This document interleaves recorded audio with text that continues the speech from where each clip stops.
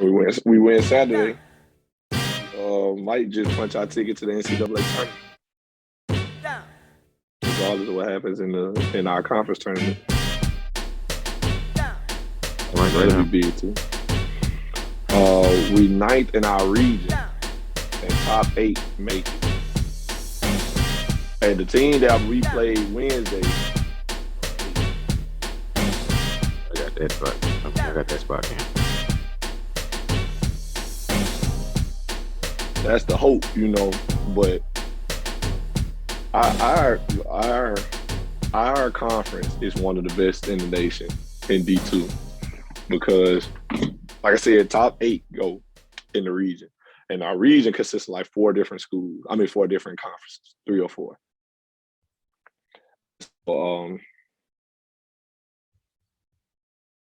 Like 4 conferences, 8 schools make it. Our conference got probably 4 of the 8 that's gonna make it. Like Flagler, Augusta, Georgia College, and then either us and Aiken, who we just played last night, gonna be in that top 8, and they all in our conference. And I was like, dang, boy, surely it's fun around here.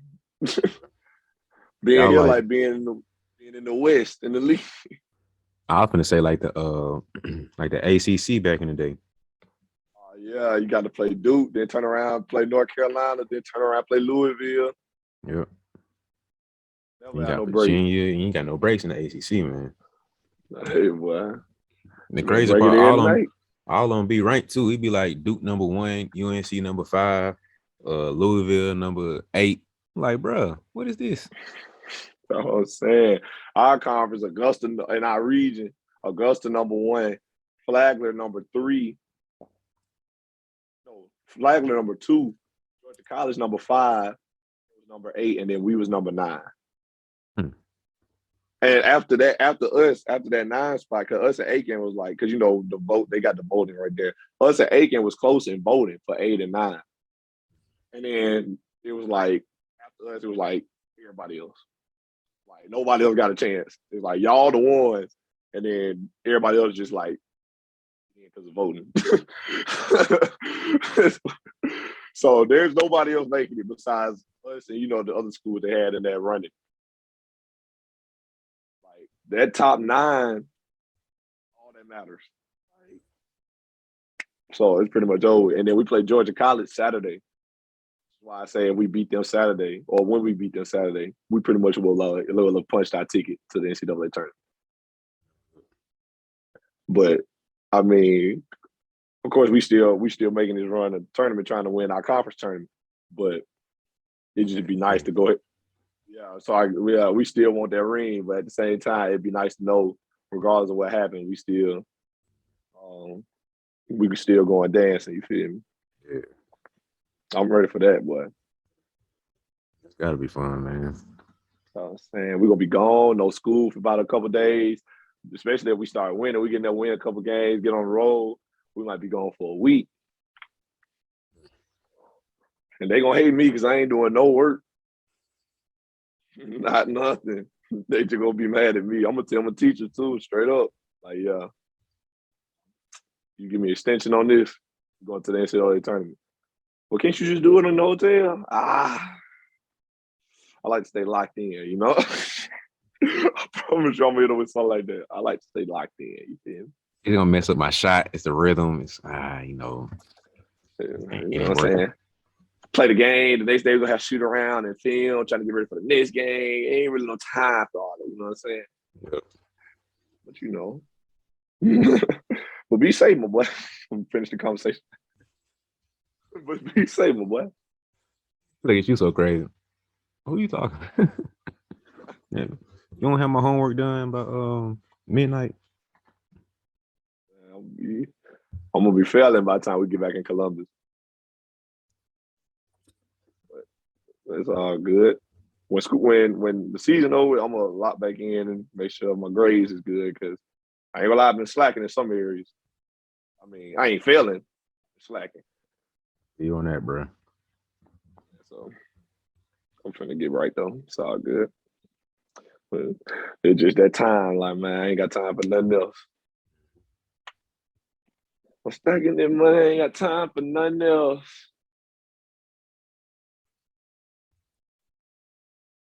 I was gonna say something. I forgot that fast. Oh yeah. I remember what year was that? I think it's my second year UAB. Yeah, I think it's my second year. Pretty much our class was like when we made it to the tournament and we had a nice little run. That was the reason why we had it, because our class was playing. Like, so I remember it was my freshman year or my sophomore year. That was the year we made it to like the second or third round in the tournament. When I tell you that jump was so live, bro, like I wish I could have went to the game, bro. Like, cause it's UAB, we ain't no basketball school like that for you. So like, I remember that though.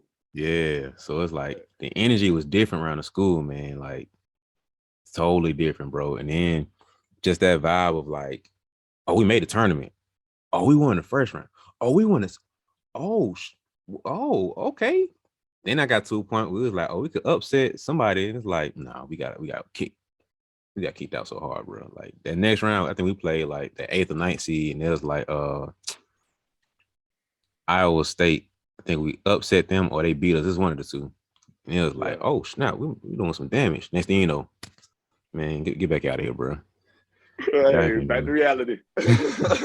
Real quick, man. Like, but the thing, I think I ended up watching some of that game in the library, man. I remember just sitting down. I said I was gonna do work and watch the game. I ended up just watching the game, bro. Like at first it was pretty balanced. I was back and forth, work, game. Gang got kind of interested out there. Like, oh, I'm supposed to be doing work. Okay, yeah. Then at some point, it was like, oh, snap. Okay. And I started watching for real, like really thinking the game. I'm like, oh, snap, we could win if we just did this. Then remember how I told you before, it's like always the little things that add up over time to separate from good to great and bad to good.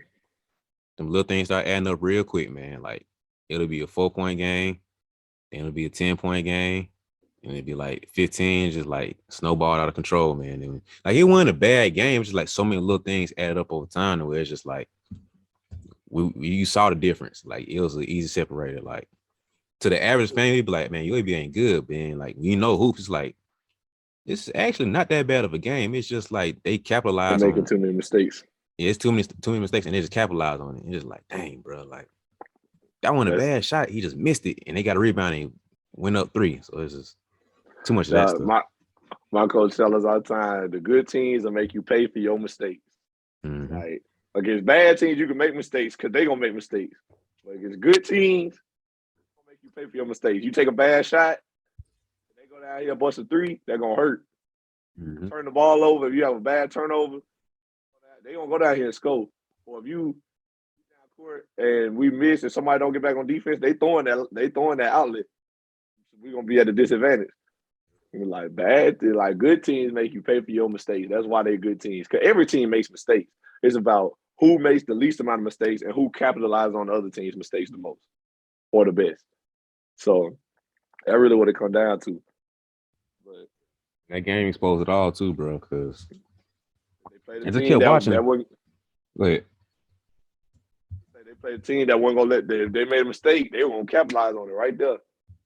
Yeah, and that's the thing. Like so that's what makes those Cinderella runs so much more impressive, because it's like I forgot what seed we were. I think we were like 14, 15 seed, somewhere down there. But like when you see those teams make those runs to the Sweet 16, like Loyola, Chicago. Yeah. Never forget it. Like when they made that run, now thinking about it's so much more impressive because you don't get lucky winning 3 games in a row like that. Like that's hard to do.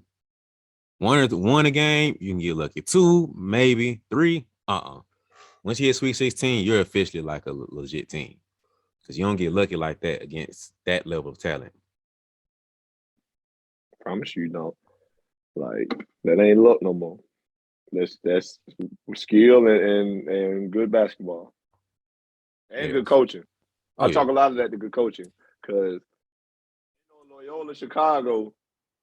Let's just be real. Loyola Chicago ain't got nowhere near the 4-5 stars that a Duke or Kentucky or Kansas would have.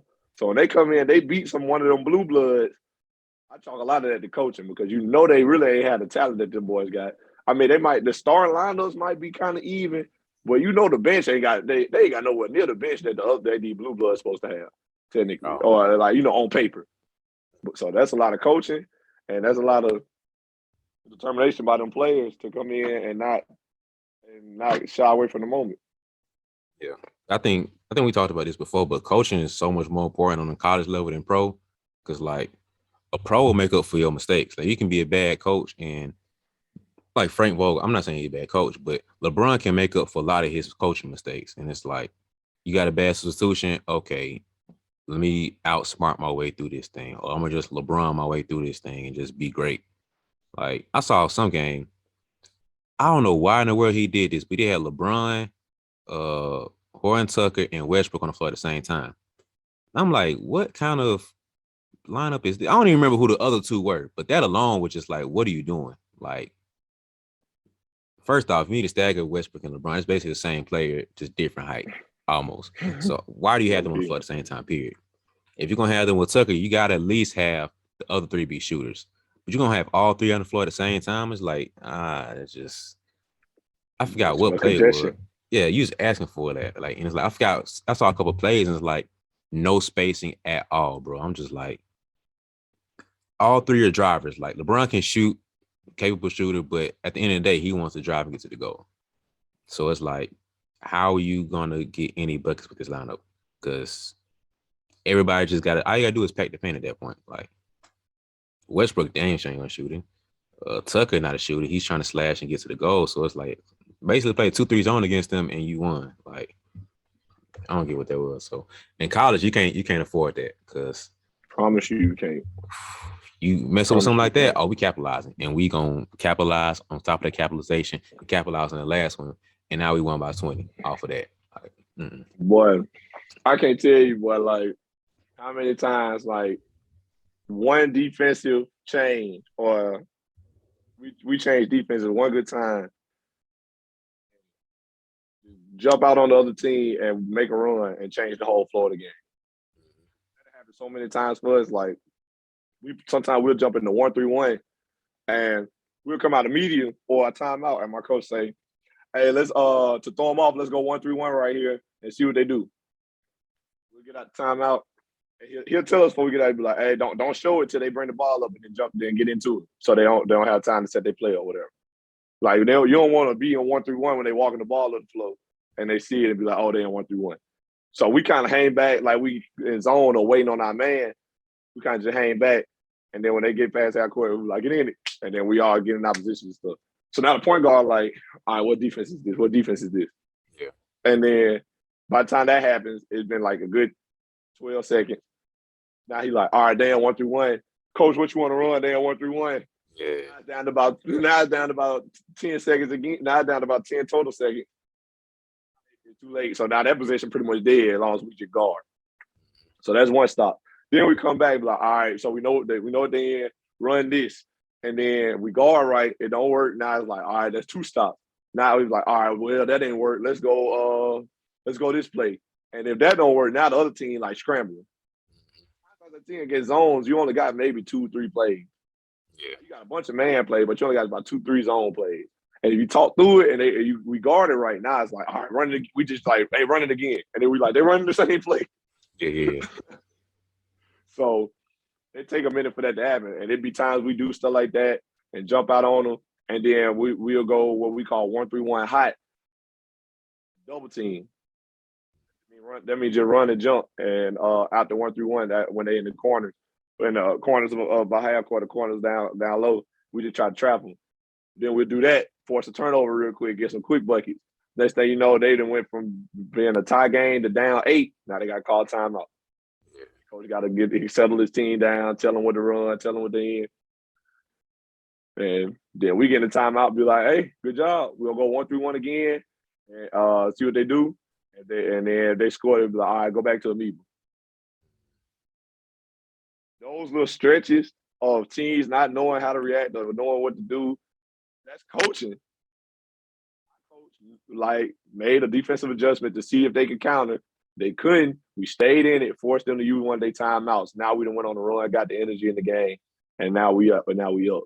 That changes the flow of the game. That run, and so that all of that is coaching. I feel like in the league, I feel like in the NBA when it comes to coaching, any kind of adjustments you make, I feel like the speed, the game's so long in the NBA that the flow of the game can change at any moment, literally. Like, Yeah. especially with guys as good as they are and how hot they can get, like the flow of the game is never certain. Like you could be up 12 and a team going to run, make a bunch of threes. It's like, we back even. Like in like 3-4 minutes, literally. So I feel like like the coaching just ain't as big until maybe playoff time where you have to make adjustments game by game. But like you said, the lineups and stuff is important. That's always going to be important on every level of basketball. The lineups you got in and rotations and who playing with who and who getting more minutes than who and stuff like that. That's all part of coaching. That's all important. But as far as actual coaching adjustments, the college game, they're way different. Like you need that. You need that. Like to be able to make. I just seen teams just say, I just seen college teams just say, hey, this is what we do, so we're gonna keep on doing it. They have games where that work for them, and then they have games where the matchups just ain't right, and it don't.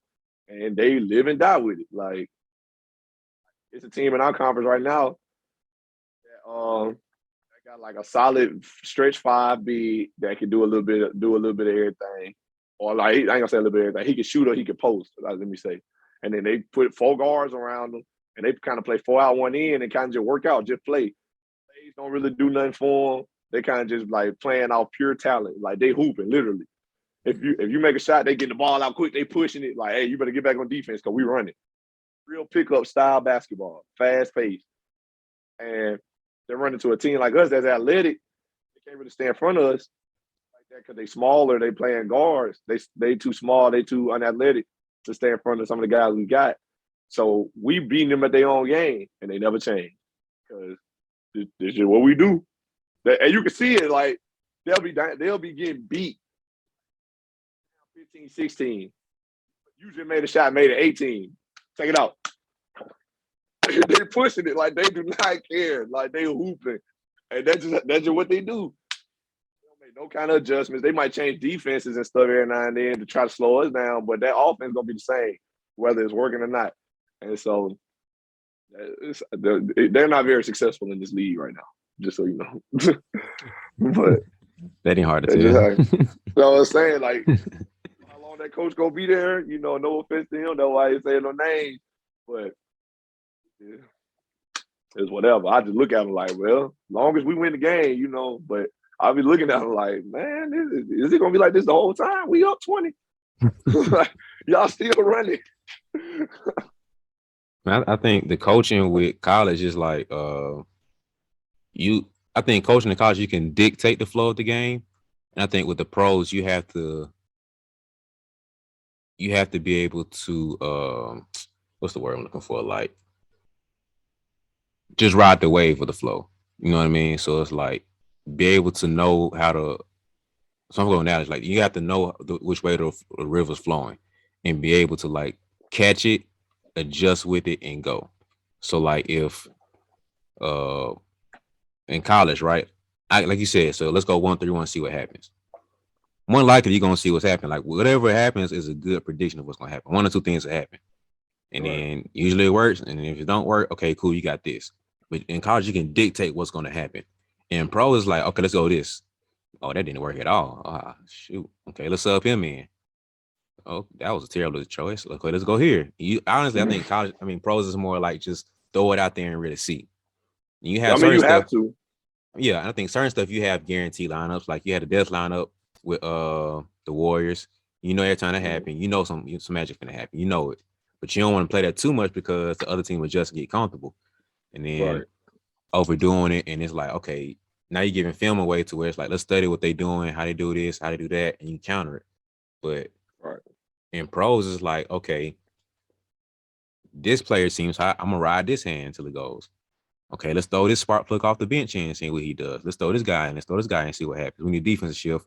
Let's throw Marcus Smart in. We need a bucket. Let's throw Jamal Crawford in. Like you're really just hoping and wishing, seeing what works. You got an idea of what this player can provide, and you hoping that he comes in and gives what he can provide. Sometimes it works, sometimes it don't work. But being able to adjust quick enough and, like I said, go with the flow of the river, what's happening is more of the pro game. In college, you really dictating what happens 9 times out of 10. Like, Yeah, you got to. yeah, because the talent is really dictating what happens. Like talent is the river. The talent is what's gonna go regardless. LeBron's gonna be LeBron. KD's gonna be KD. Steph gonna be Steph. How you flow around that is the real key in pro ball. So like, if you can't catch that flow and you try to dictate too much, that's where you can separate between college and pro. And I think that's what separates the greats. Like they're able to adjust. And I forgot who I just listened to something one time where there's like a good coach knows how to like listen to his players and it's like, hey, go in and get such and such. Nah, coach, he's rocking. Let him do his thing. All right, cool, chill. Yeah, my coaches do that. My coaches do that. Like, well, my head coach. Like, and that's one thing I love about him and our relationship. Like, I told my teammate Hunter this the other day. I said, we was talking about this other team who don't really like their coach. Like, it was known that they don't really like their coach. They don't really rock with him like that. But you know, they do what he say and stuff like that. You know, they coachable players, but they don't really like him. And you can kind of see it sometimes. Not like they be arguing, but you know, they do his stuff reluctantly. See it, you know what I'm saying? But anyway, I was telling them about that. We was talking about that, and I told him, I said, my thing is like with Coach Moore, like Coach Moore get on my nerves a lot. Like he sometimes he can be annoying. He say the same thing a lot to me. He be getting like Coach Moore get on my nerves. But at the end of the day, I'll run through a wall for Coach Moore. Like every night out, like because I feel like at the end of the day, I feel like he got my best interest at heart and he actually care about me. And he tell me that. So at the end of the day, I would run through a wall for this man. And I trust what he tell me, and I go out there and I do what he asks. And so that's kind of how our relationship is. And so I don't know if I ever told this story on here before. I'm pretty sure I told you before, but I don't know if we was on here. But anyway, we was playing a school called what was that HBCU called? It was in South Carolina. It was orange and black. Uh, goodness, I can't remember right now. We played at HBCU. That is orange. It was an orange and black team, or orange and white and black. Help you there, bro. I don't know. Nobody knows. Yeah, it's all good. I'll look at it later. It's good. Anyway, we was playing them on the road, and I feel like I'm killing them. Like a couple buckets in a row, they big, can't really stop me. And we not playing good defense. That was the thing. We wasn't playing good defense, and I was blocking shots, but at the same, we were not guarding. And that was kind of how I was blocking the shots. Like we as a team were not guarding. I was like, you know, I was stopping guys at the rim, but I can't stop them every time. They get into the rim too much, or guys pulling up for middies over the top in our guys, and they getting buckets. Coach took me out, right? And took me out. Yeah. As I'm walking to the bench, yeah, taking me out for like we already not guarding you, and you taking me out. And he said, I'm trying to give you a break. I said, I'm saying you trying to give me a break. We not playing no defense. Like, and I'm our best defender. And he said, well, go back then. And as soon as your A word ain't doing something, you're gonna come right back over here and sit with me and you're gonna hear my mouth. I said, thank you. And I walked to the table. I came out, but I went right back in. He didn't mind listening to me. And I went back in. I kid you not, Brian. I went back in. I got a dunk 2 plays later, and I was still blocking shots. Like, saying that for no reason. I wasn't just on my own stuff like, hey, man, keep me in the game. I want to play. I was like, man, we're not playing no defense. I am my best defender. So why would you take me out? Like, I understood what he was saying, too, because he was trying to give me a break. But I'm like, I'm good. I don't need no break, bro. Like, I'm not trying to be down when I come back in the game. You know what I'm saying? So we had that little interaction. I had like, I want to say I had 14 points, like 14, 10. No, I had 14, 9. And like 5 blocks. Good game. A good game for me. Next day at school, I see him next day on campus. He was like, man, that was so funny. Me and you were arguing on the bench when you wanted to go back in the game. I was like, yeah, well, coach. We wouldn't play no defense. He said, no, you were right. He said, I wasn't mad at you because we both just want to win. If I didn't believe what you were saying, I would not put you in, but you would make sense, so I let you go. That is the difference because he was willing to listen to me as his player, and not only just because I play for him, but he know I would not say that for no reason. Like I'm making sense. Like I wasn't like, man, don't take me out. I wasn't just saying don't take me out just because don't take me out or just because I want to play. I'm like, look, we're not playing defense. I am my best defender. I'm blocking shots, which means that these boys are getting to the rim. That's the thing about being a shot blocker. Like it's good that I'm doing that, obviously, but if I'm blocking shots consistently, that means somebody not guarding. They get to the rim every other play. I'm like, we already not guarding. We not playing no defense. Like, leave me in. Like, it's okay. I'll be good.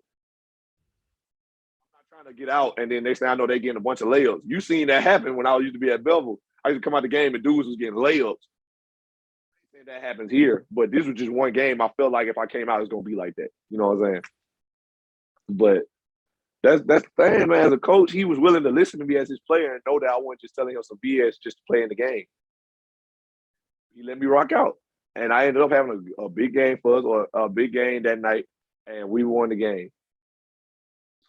So who knows if I would have sat for that stretch that he tried to have me out? Who knows how the game could have changed? We might would have lost that game. It would have been his fault, but it would have been. It's just nice to know that he was willing to listen to me. And then it's been other instances of the guys on our team being like, he said, "Hey, go get so and so," and they'll be at the table, and then whoever they went to get was 2 threes. They'll come back like, "Hey, he just hit 2. You want to stay? You want to let him stay, or let him rock out?" First off, that's good teammates and unselfish of them to say, "Hey, my guy hooping, like let him rock out until he missed." And then that's good that's good coaching on his part to be like, yeah, you're right. He hit. Like let's see if he keep it going. He might be the spark for us. So like them just two different scenarios, man. The coaching has been so important to me, and I consider myself a coachable player. Like I'm good. Like whatever, even if I don't agree with his decision, I might voice my opinion on it if I feel like it might not be right, or if I have like I'm comfortable enough with him as my coach and as his player to voice my opinion about certain things. Because he considers me a leader for this team, and he's willing to listen to me. I've earned that respect with him. So I just feel like Coach Moore and our other coaches, Coach Butler and Coach Ivy or Coach Carl, like we I have a great relationship with the three of them, and they know as my coaches they can say anything to me, and sometimes they might say things. Coaches say things that I want to hear. Sometimes they might say it in a way that you might not like. I'm trying to give y'all the PG version, but sometimes coaches talk to you in a way that you might not fool with. This ain't how I don't let nobody else talk to me but my coach like this, or maybe like my daddy. But you have to be willing to take what they say, get the information out of it, and not take how they said it, and you have to take what they're trying to tell you. And that's how I approach it. And sometimes yeah, we butt heads sometimes. I ain't gonna act like it's all just peaches and cream, everything they say. I'm like, all right, coach, I got you, and then I run out there and do it. Like sometimes we butt heads, but at the end of the day, they know I would do anything for them, and I know that they have my best interest at heart. And that's where the relationship comes in at. And so I consider all three of them great coaches. Like all of them. Like, and one day, my assistant coaching their own team, and my future son, hopefully, they offer him, because I'll be able to tell him like, hey, this is a good dude. He gonna do right by you. Hopefully they look out for us. Yeah. Slide my boy the full ride, but I'm just playing. Like he gonna be ready anyway when he get my son. But they gonna be recruiting my kids one day, because I know they gonna take care of them, and they know that my son ain't gonna be coachable, because I was. That's just it, man. It's that important. Like I was coaching with the travel ball team, like as with me being still close to the player, like I still hoop a little bit, and it's like part of me sees like the flexibility and like, hey Nelson, go get such and such. All right, cool. But then such and such start rocking out, and I'm like, oh, you cooking. But me still working with players so young and they ain't got the hoop, feel yet. It's tough to be like, hey, come back, sit on the bench. And it's like I was at the age where it's like you gotta politics stuff and you gotta appease parents because it ain't school ball where I can sit you and that's what I say. It's travel ball where I'm paying money to be on this team. So like you gotta let balance folks play. minutes, you gotta juggle minutes and stuff. And it's like, man, it's tough because it's like this group is running and they are doing so well. And I got, hey coach, when can I get in? Hey coach, when can I get in? Can I get in now? Can I get in now? I'm just like, bro, do you not see this beautiful basketball we're watching?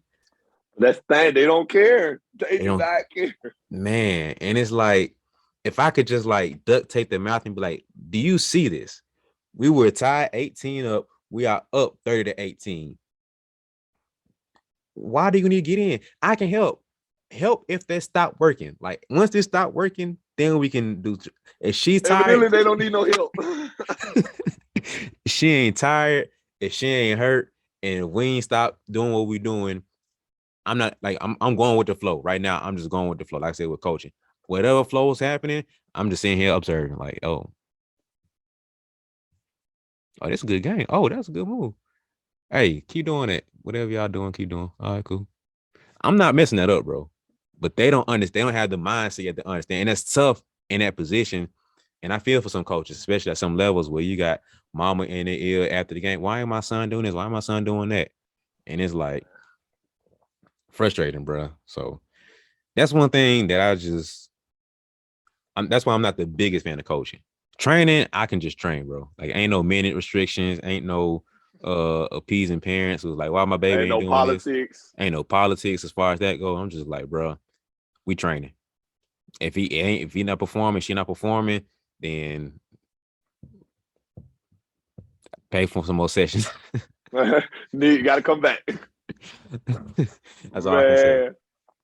Man, it's this funny because literally, it was that Monday. I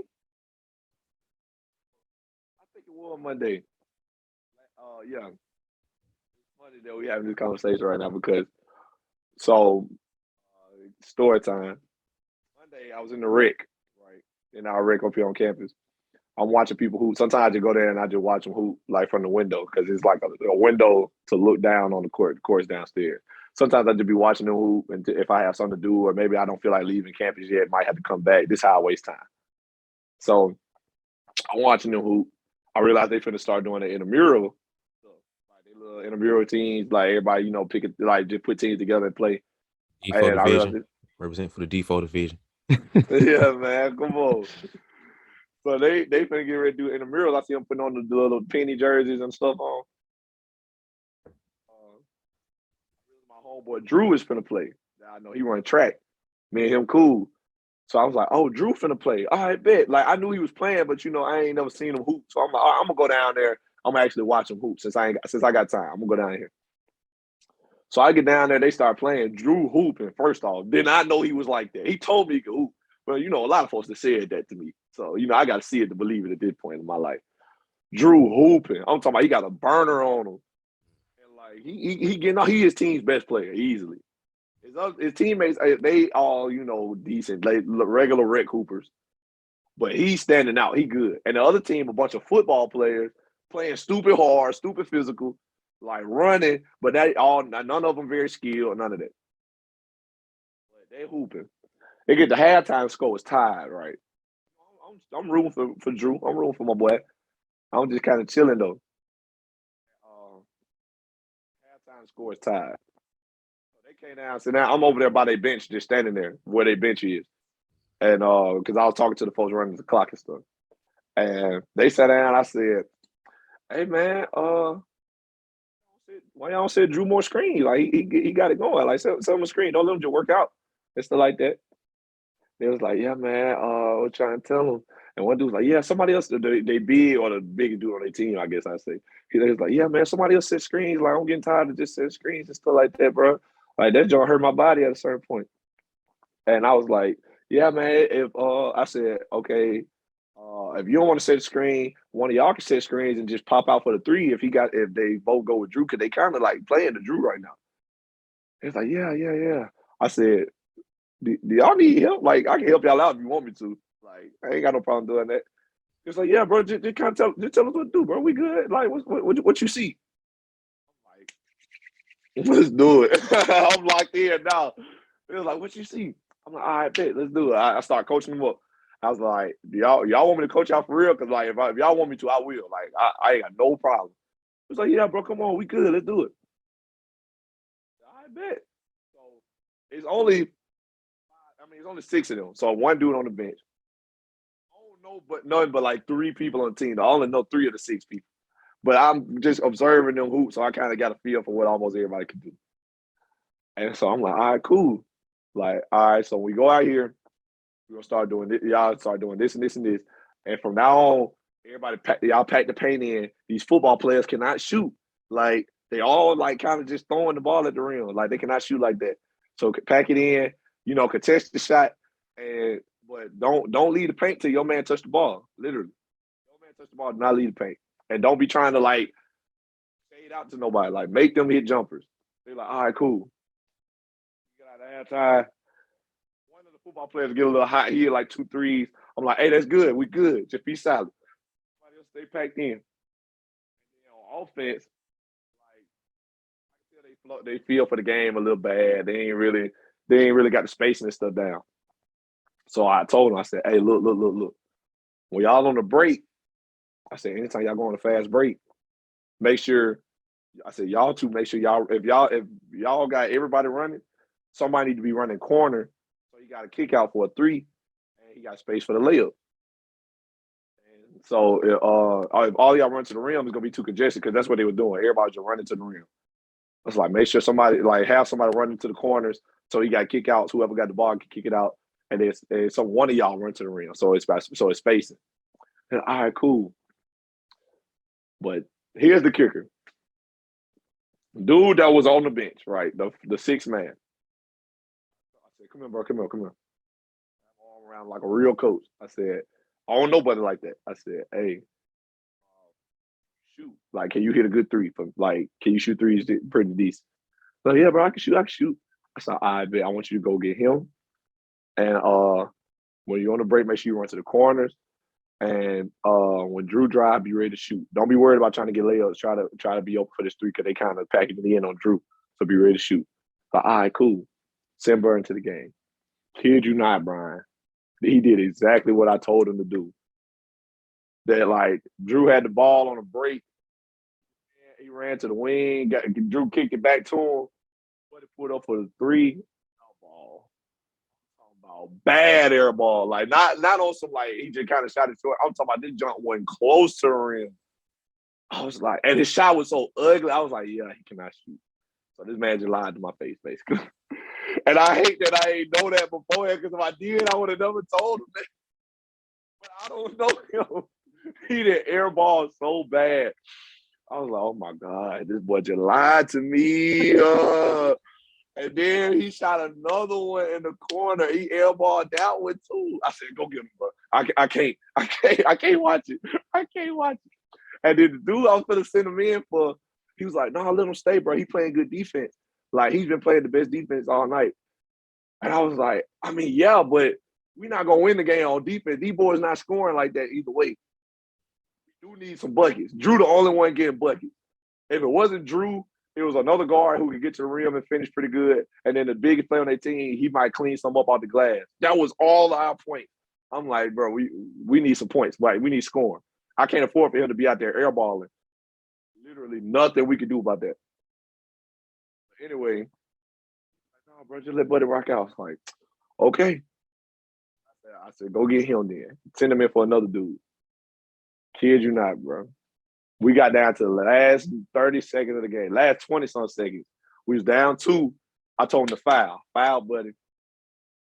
The line is 1-1. I told him, I said, hey, we get the ball. He missed the free throw. I'm out, and I'm going to give y'all a play. Like one of our plays that we run. I told him, I'm going to give y'all one of our plays. They know I play for the team. I said, we get this last possession. I'm going to give y'all one of our plays. Y'all just got, we going to see what we get. It's like, cool. Buddy shoot the 1-and-1, miss. We don't get the rebound. They got an offensive rebound. I said, foul again. We fouled again, but it went to the line for that time. Made both of them. We was down 4. Came back on offense. Call timeout. I want Drew to stand at the half court. I want you to come up from the free throw line, screen for Drew so he can come down, loop, throw Drew the ball on the loop so he can go take it back on court with his right hand. You standing, I want you to drift down to the corner so he can kick it to you if you need to. Drew, get down here, get a bucket. Drew tried to run it, man. Football players double teamed him. Doubled him. I was like, it's over with. Double team him. They knew. Yeah, it's over with. I said, I'm sorry, y'all. I told him, though, as a coach, I felt bad. I was like, I'm sorry, y'all, boy. This was on me. You know, I felt like my coach, because he know when he made bad decisions or feel like he made the wrong decision at any point in time, he'd be like, hey, y'all, this went on me. I should not have did this. I should not have had this happen. I should not put so-and-so in the game. I'm like, hey, y'all, that's on me, bro. Like, my fault, y'all. I should not have Buddy in this position. I ain't know y'all like that. Like, if I knew more about y'all games, I could have helped y'all out a little bit more. And I'm like, nah, bro, you good, bro. You really a good coach, bro. You good. Like, we got another game Wednesday. You gonna be here Wednesday? I was like, yeah, Wednesday, bro. But in reality, I had a game. I said, dang, bro, I would, but we got a game. But the next time, let me know, bro. I promise you I'll come back. I'll be ready for y'all this time. Because I know what everybody can do. I see what y'all getting. I'll let y'all know then, for real. They're like, yeah, bro, come back, bro, because we might need you for real. I'm like, cool, got y'all. And then the guy running the program, he was like, you would have been doing this the whole time we had intramurals. All these guys in here would be at y'all games. I was like, really? He said, yeah, they type of guys, like, they're not just going to come to sports school, even though they go here. They're not just going to go to the game to sports school because they don't know nobody. But if you have been doing this the whole year, I'm going to go to the game support my boy Nelson. That's the kind of guys they here, man. He said, but it's all right because you got another year. You come back next year, and then now they know you. Get all your games next year. You packed out with guys from this team, from these teams. I'm like, you probably right, bro.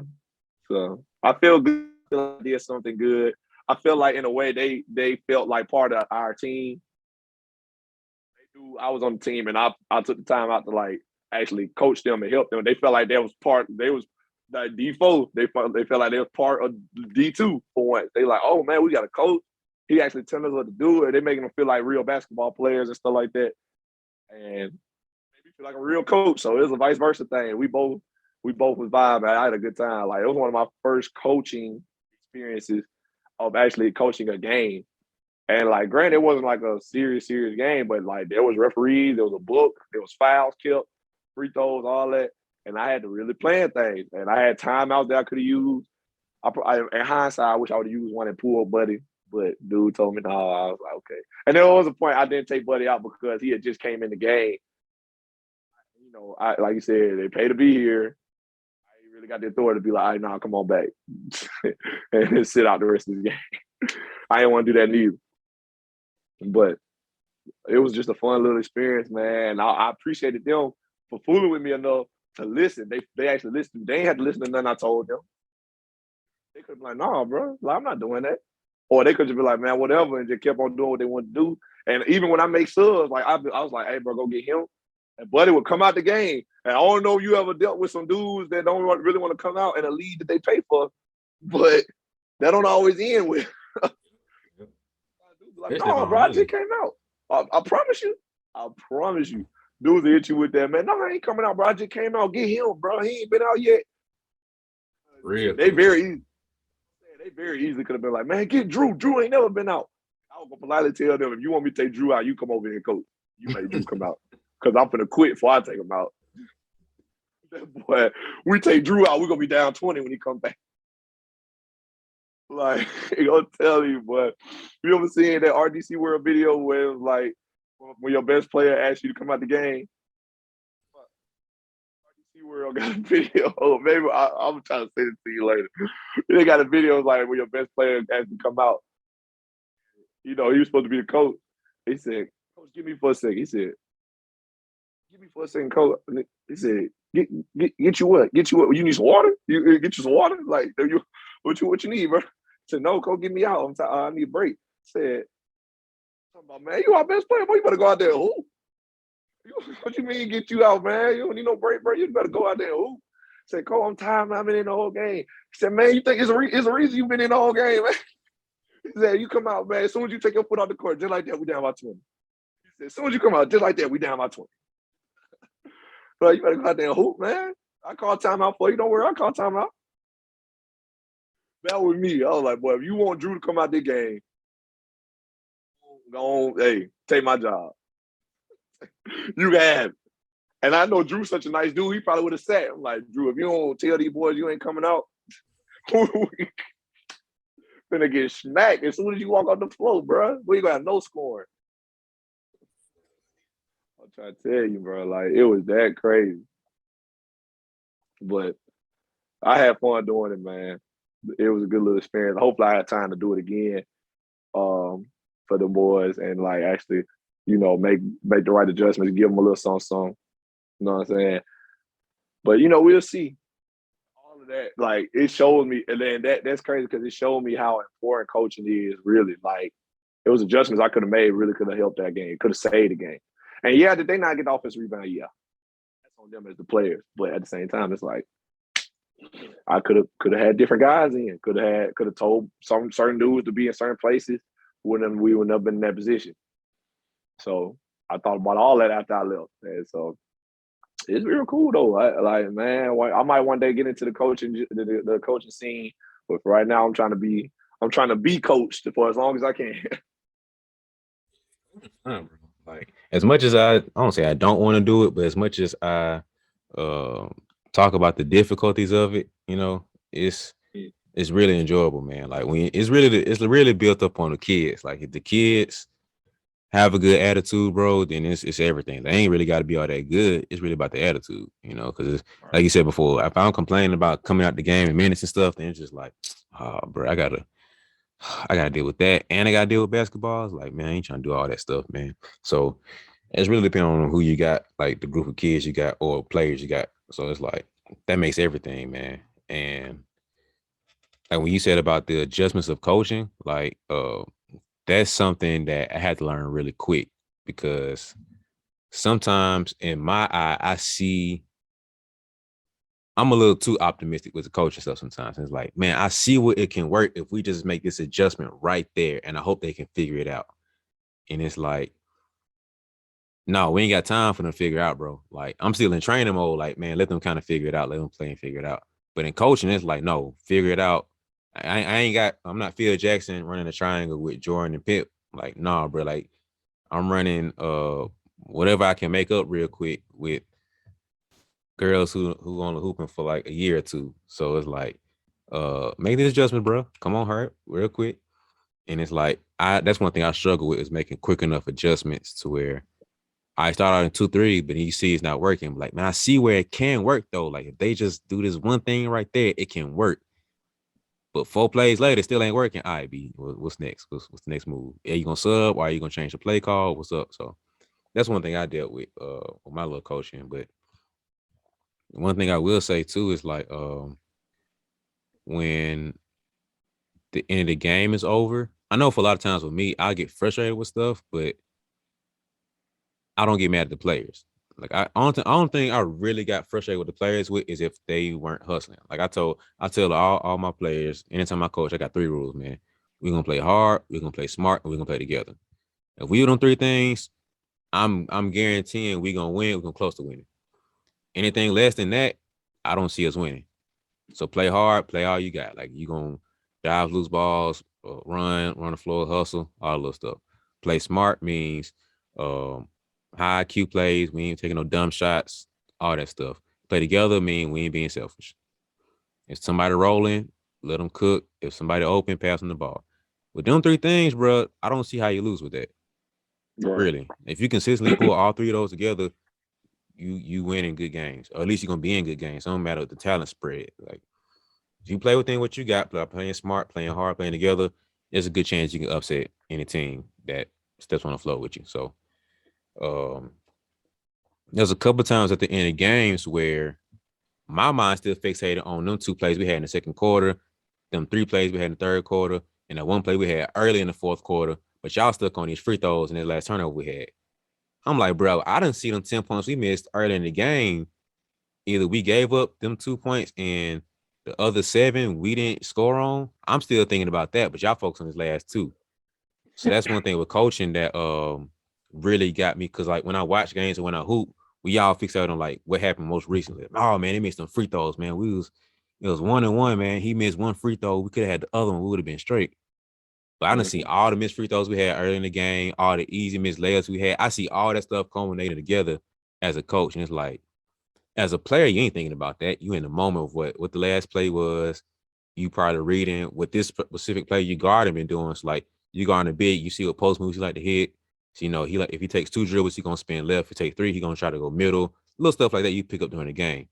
But like as far as like the overall scheme of what's been happening, like the overall narrative of what's been happening, it's different with coaching, bro. Like I see all the stuff together. And sometimes the parents be mad about the ref play call. Like I don't get mad at refs, bro. Like you can't blame us on the. I don't care what happened. You can't blame none of this on the refs.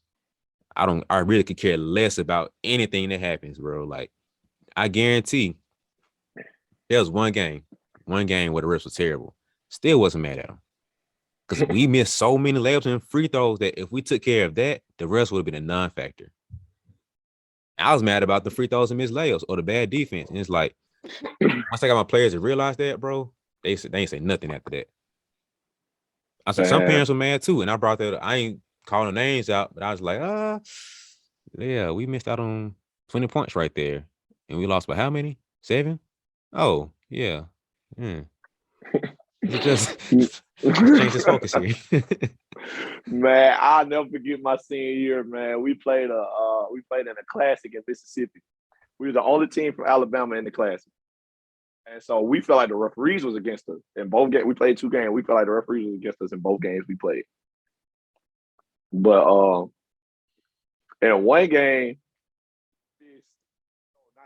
I'm sorry. We had a lot of turnovers. I remember the exact number. We had a lot of turnovers. We also still felt like the referees was against us.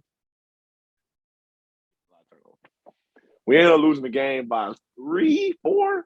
Our coach battling with the referees every couple minutes, like he like yelling at them. He on their head, like, man, bro, like, man, y'all gonna do this to these kids, this and this and this. Like he's saying all types of things, like, cause it was bad. Like it was actually pretty bad. So the game was over. We had lost. In the locker room, getting finna get dressed, waiting on him to come yell at us after the post game. Swear he walked in the locker room. He walked in. He said, "Raise your hand in here if you had a turnover." Everybody that was in the game raised their hand. He said, "There go your game. Put your clothes on. Let's go."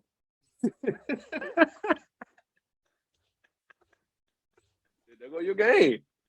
There is your game. We lost by like 4. He said, "Raise your hand in this room if you had a turnover tonight." 15 hands go up. Put your clothes on. Go on. Let's go on. Ooh.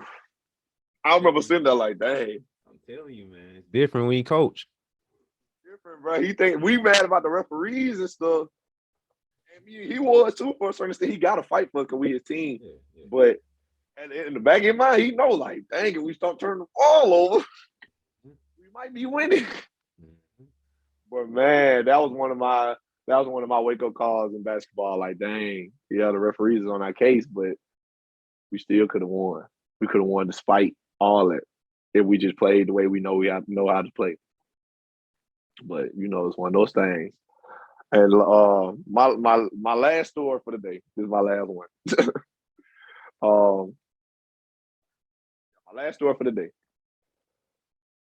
My assistant coach, Coach Carl, was tasked with coaching our girls team because their coach had COVID. So he had COVID, and due to COVID protocols, several of their girls' team had to quarantine. So they all sat down. They all sat for that game, didn't play, didn't even travel. This is on the road also. They were on the road playing a school called North Georgia girls girls was like number 10 in the nation. So needless to say, they was behind the 8 ball a little bit. They got a different coach with not all their players, missing 3 starters. 3 of their 5 starters. I think it was 3 of their 5. Or at the time, it was 3 of their 5. Their line was kind of different now, so I don't really remember. But Carl coached them up. He had them for the whole week to prepare for the game, or like 3-4 days to prepare for the game. Got a good scout going. Their assistant coach helping them. You know, they get ready. So come to the game. We watching the first half like we always do. I'm behind my dog. Like, yeah, he behind the 8 ball, but I believe in his coaching ability. He trains me. I know he know basketball. I know what he can do. I'm with my guy. I'm finna watch him rock out, finna cheer him on. You know, I cheer for the girls anyway, but now I have added energy. I'm like, let's do it, Carl. Yeah, I'm cheering for Carl today. Stay out there. I can see that our girls great game plan. I can see that they're prepared for the game. They know they kind of know their plays, know who can do what. They kind of in the right spot. Thing was, like, obviously, North Georgia's still a good team. They hitting threes and stuff like that. They're a good 3-point shooting team. They got a great bead. So they kind of spraying them a little bit. And a lot of plays that they scored on was off our miscues. Like, oh, man, this person didn't switch with this person. Or this person didn't get over the screen. This person didn't have a hand on the closeout. They shot over the top. Things like that. Miscues like that. But they prepared for the game out the gate. So, get ready to end. Our girls' team's main problems is the free throw shooting team. Like, terrible at free throws. The whole team. And that's cost them a lot of games. And they shot many free throws in the first half, missed a lot of them.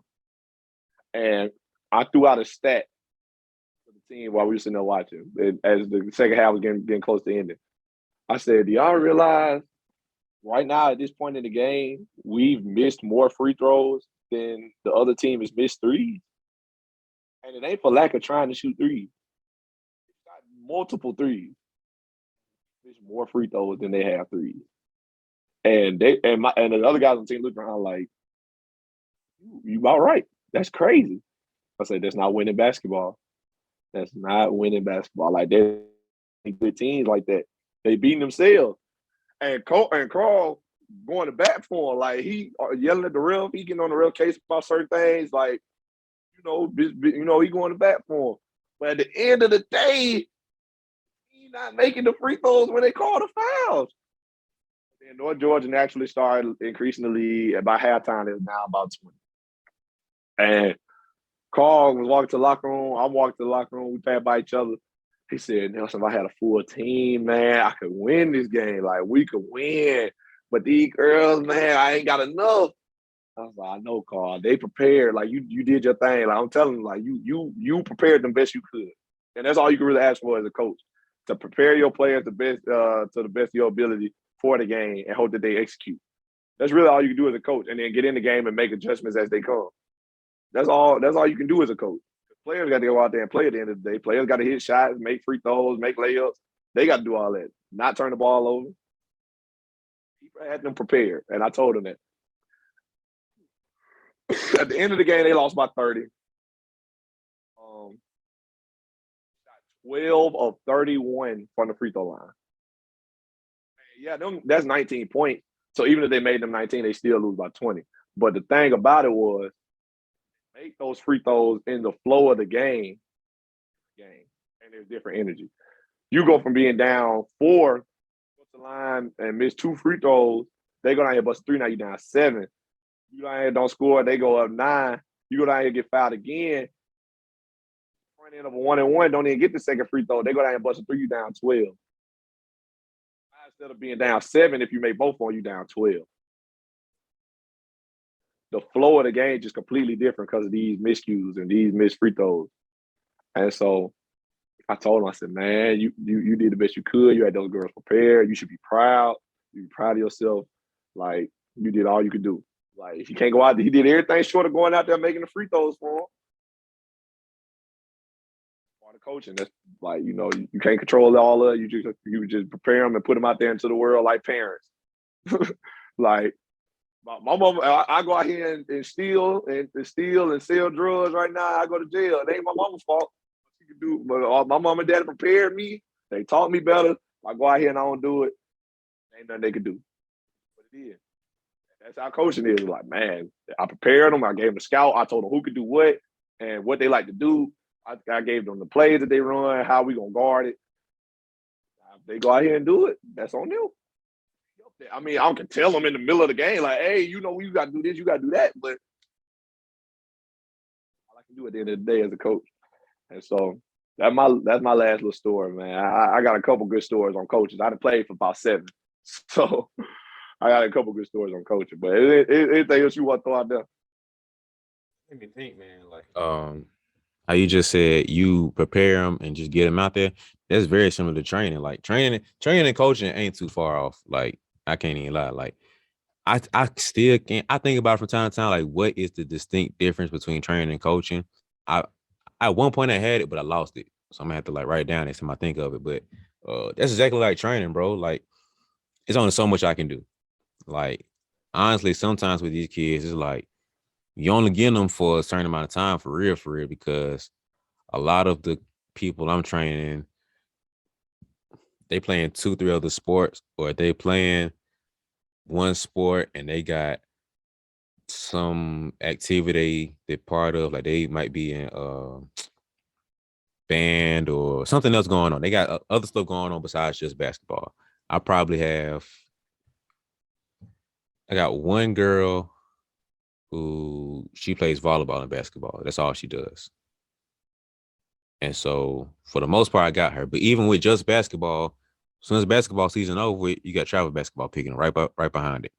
So I got to fight between practice and school ball, then travel ball practice and games. Then as soon as that's done, volleyball. Or I got to deal with softball, or I got to deal with track, or I got to deal with this. And so it's hard to consistently do it.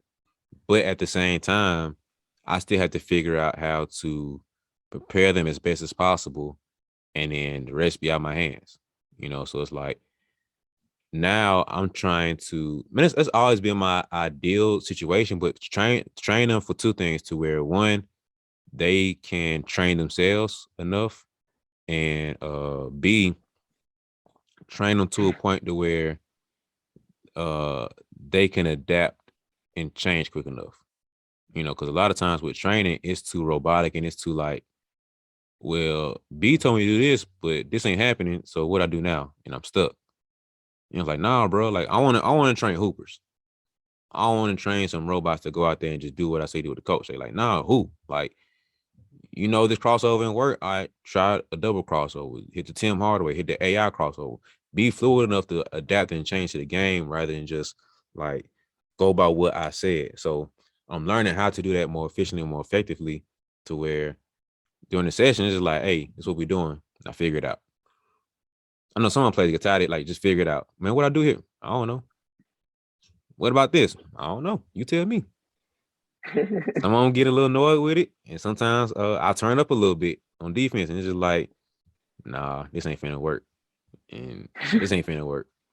Now what? It's frustrating. Or they mess up a lot. I'm like, yeah, I love it. Good job.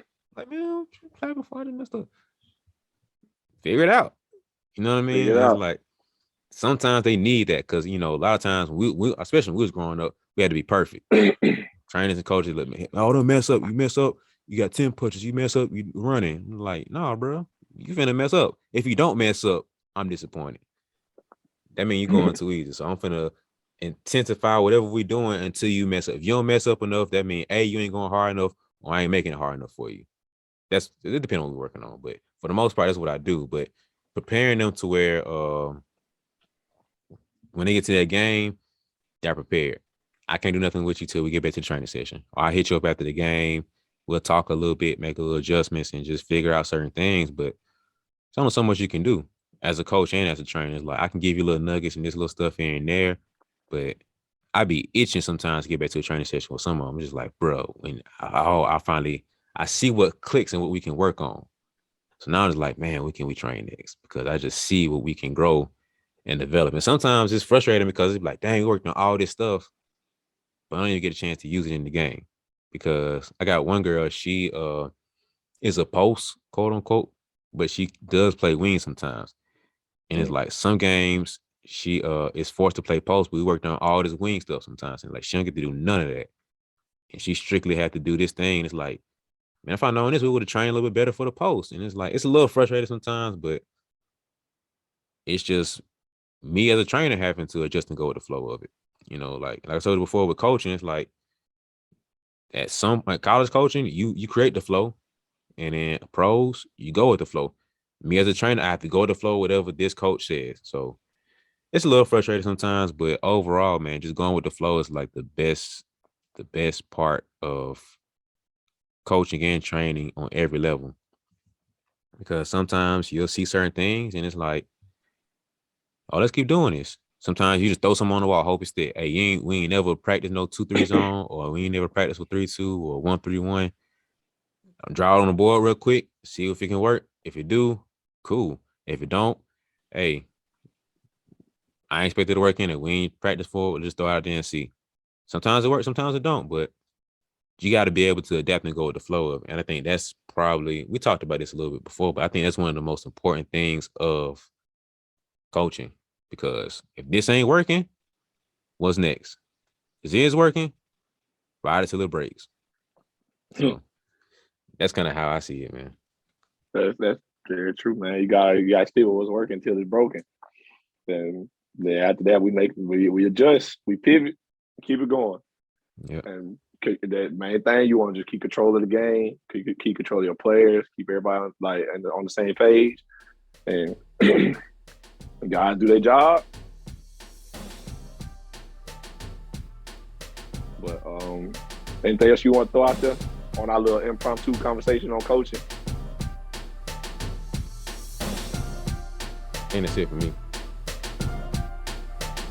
But all right, man, this was good, man. It wasn't planned, but it was good. But I definitely take it, man. A lot of good things. We got to discuss on. We talked about the coaching on the different levels.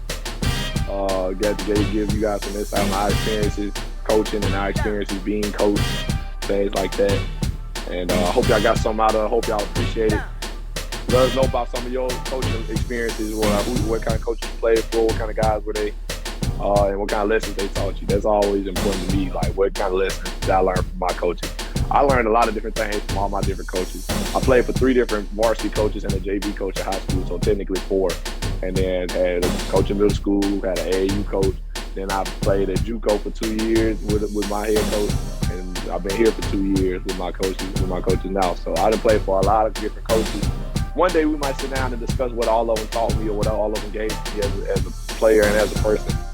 But we'll discuss that on a later date. But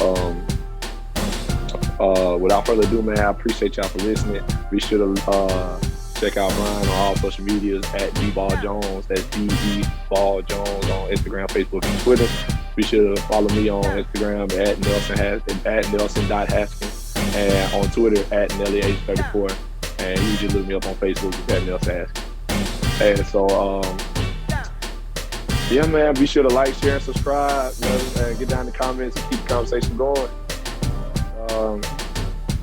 Thank y'all for listening. Without further ado, we out. BeBall Jones podcast. BeBall Jones, BeBall Jones on TikTok. Y'all make sure y'all go check that out. Like it up, follow it.